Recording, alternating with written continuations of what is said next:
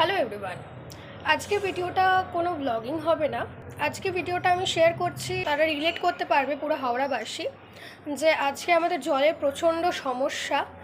আজকে 21শে মার্চ, কারণ কালকে একটা দুর্ঘটনার কারণে প্রচণ্ড জল অপচয় হয়ে গেছে। তো আমাদের এখানে সবার জলের সার্ভিস বন্ধ করে দেওয়া হয়েছে।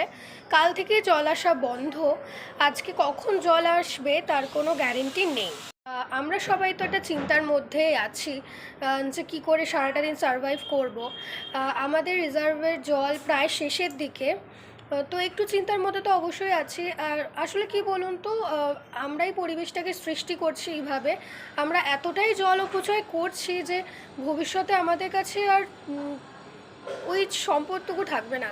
তো আমরা দৈনন্দিন জীবনে প্রচুর পরিমাণে জল ওয়েস্ট করি, সেটা আজকে ফিল করতে পারছি, কারণ আজকে একটা এত বড় প্রবলেমের মধ্যে আমরা পড়েছি।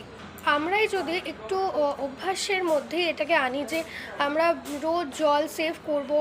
আমি বলছি না যে আজকে এই যে সমস্যাটা হয়েছে আমাদের জলের প্রবলেম, সেটা আমাদের ওয়েস্ট করার জন্য, কারণ এটা দুর্ঘটনার কারণে যেটা হচ্ছে।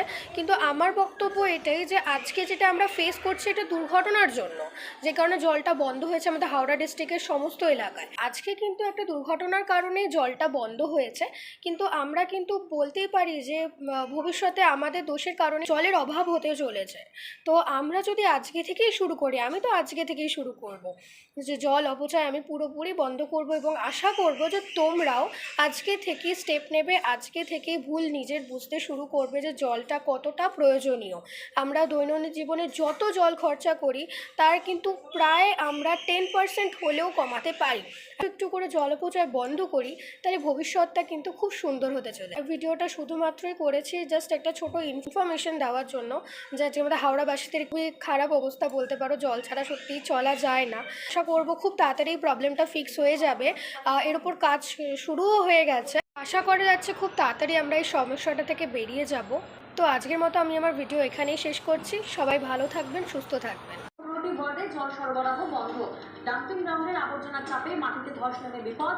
হাওড়া উত্তর বিধানসভা কেন্দ্রের 12টি ওয়ার্ড এবং শিবপুর বিধানসভা কেন্দ্রের 3টি ওয়ার্ডে জল সরবরাহ বন্ধ।